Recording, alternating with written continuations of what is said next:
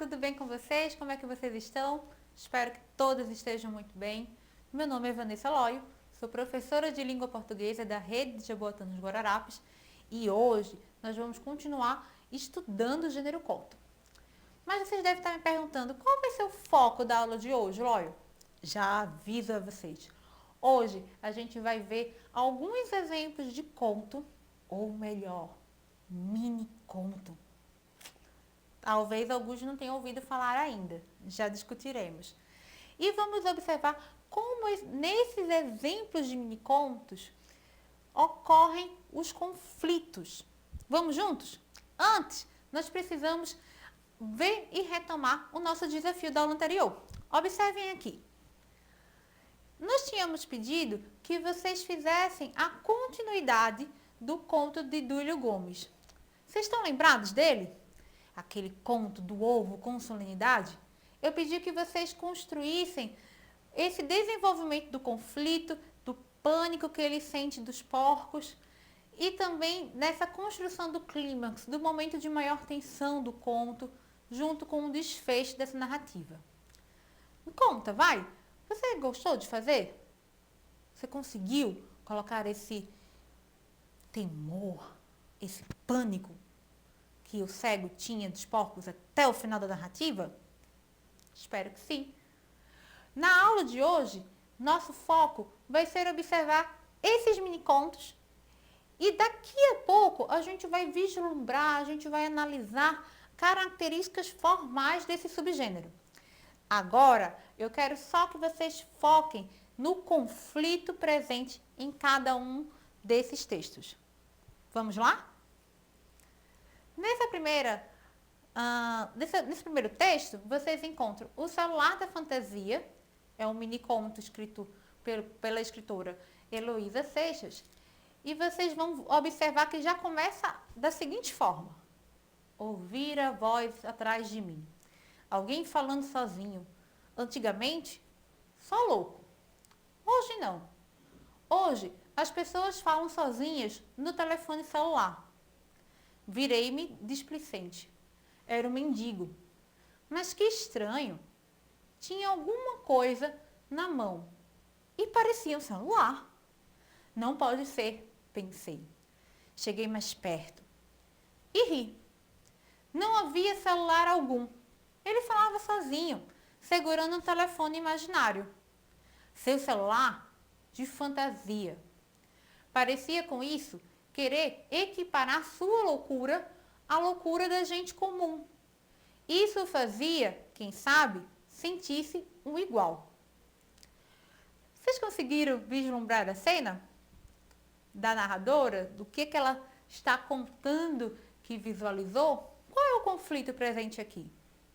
Observaram que nós temos uma crítica dessas pessoas? Vai, eu faço isso também. Você faz? Que fica falando no telefone o tempo todo?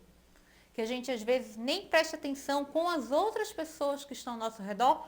A gente fica somente focado ou focada naquele aparelho celular. E ela vai chamar isso de quê? Loucura. Você concorda? Vamos mais a um exemplo de mini conto. Esse aqui é bem famoso, chamado Dinossauro.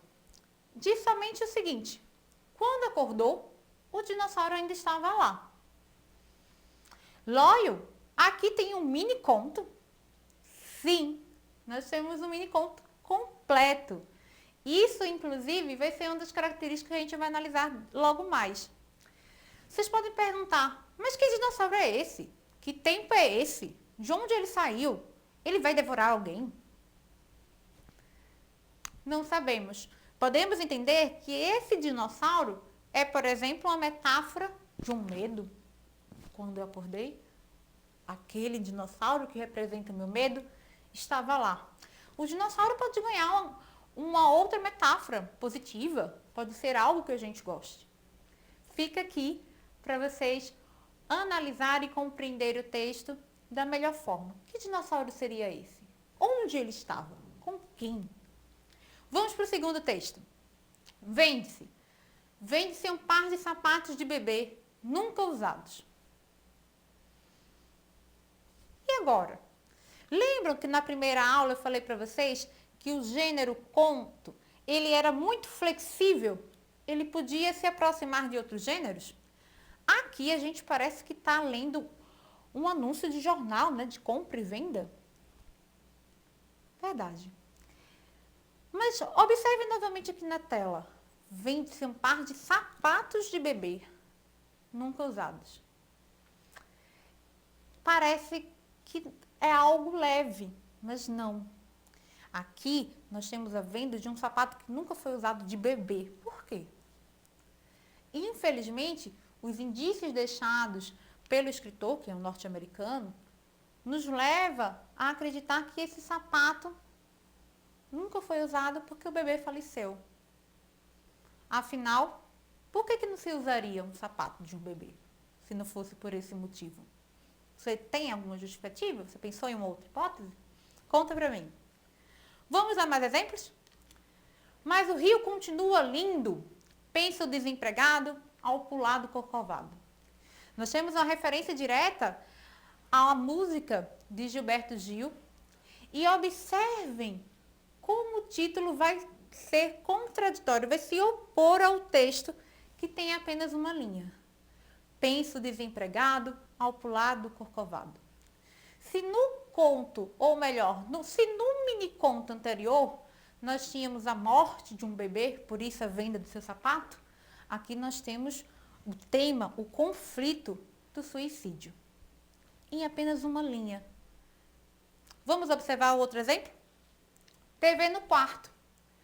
E os pais na sala, assistindo a um documentário sobre os dramas da adolescência. Observem que nesse texto do Leonardo, a gente consegue compreender que essa família não se dá bem com o seu filho, ou a sua filha, ou seus filhos. Como assim, Lói? Vejam de novo. E os pais na sala assistindo a um documentário sobre os dramas da adolescência. Nós temos uma família aqui que está numa mesma casa, mas em ambientes diferentes. Em vez deles se comunicarem, eles estão apenas, né, no caso dos pais, vendo um documentário que fala sobre adolescência, mas ele não conversa com seu filho, com sua filha, sobre essa fase da vida. Vamos a mais exemplos? No embalo da rede, vou, mas leva as crianças. Aqui nós conseguimos compreender, talvez até de uma forma mais rápida, que nós estamos lidando com um processo de divórcio, de separação. O último exemplo de hoje, uma vida inteira pela frente. O tiro veio por trás. Olha lá a oposição e que força, né? Nem título o mini-conto possui. Nós tínhamos uma vida inteira pela frente, mas de repente algo aconteceu. O que foi que aconteceu? Qual foi o conflito aqui? A bala perdida, a violência presente na sociedade. Vamos ver agora algumas características desse mini-conto? Vamos juntos. Observe aqui na tela. Nós temos, como vocês podem ter percebido, a concisão, o gênero, o subgênero de mini-conto vai ser um gênero muito conciso.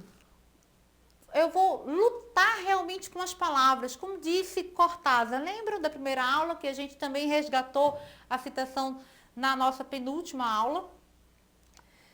Nesse lutar, o texto fica enxuto, conciso. Apenas uma linha, 2 linhas. Nós temos também a presença de uma narratividade, de uma história, que apresenta por si só uma totalidade de sentido. Os mini-contos, como eu mostrei para vocês, eles estão completos.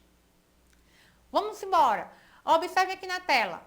A ausência de descrição. Como ele precisa ser realmente conciso, eu não vou ter momentos de descrição durante a elaboração desse mini-conto. Por fim, retrata de fragmentos de vivências e experiências de uma vida. São circunstâncias, são experimentos de vida que nós conseguimos reconhecer na nossa vida ou na vida dos nossos semelhantes. Vamos lá para o nosso desafio de hoje? Primeiro, eu peço que vocês pensem o medo que você possua e que vocês reflitam. Ele seria um conflito interno e ou externo. Após chegar à conclusão sobre esse ponto que vocês tenham medo, construam um mini conto que tematize o seu pavor. Ora, se eu escolher um conflito interno, eu vou escrever um mini conto sobre esse conflito interno. Se eu escolher um conflito externo, vai ser sobre esse conflito externo ou um conflito interno e externo ao mesmo tempo. Como foi o conto do Dúlio Gomes que a gente leu na aula passada que retomamos hoje. Siga as seguintes orientações. Primeira, seja conciso. Procure escrever seu mini conto com no máximo 80 letras. Verdade, concisão, tá? 2. Lembre-se de que os acontecimentos são fundamentais na narrativa. 3. Não se preocupe com a descrição. 4. Retrate algum fato corriqueiro da sua vida. 5. Analise se o seu texto está com totalidade de sentido. Ou seja, se quem ler o seu texto vai conseguir compreender a sua história, a sua narração. Tudo certo? Então, espero vocês na nossa próxima aula. Até lá!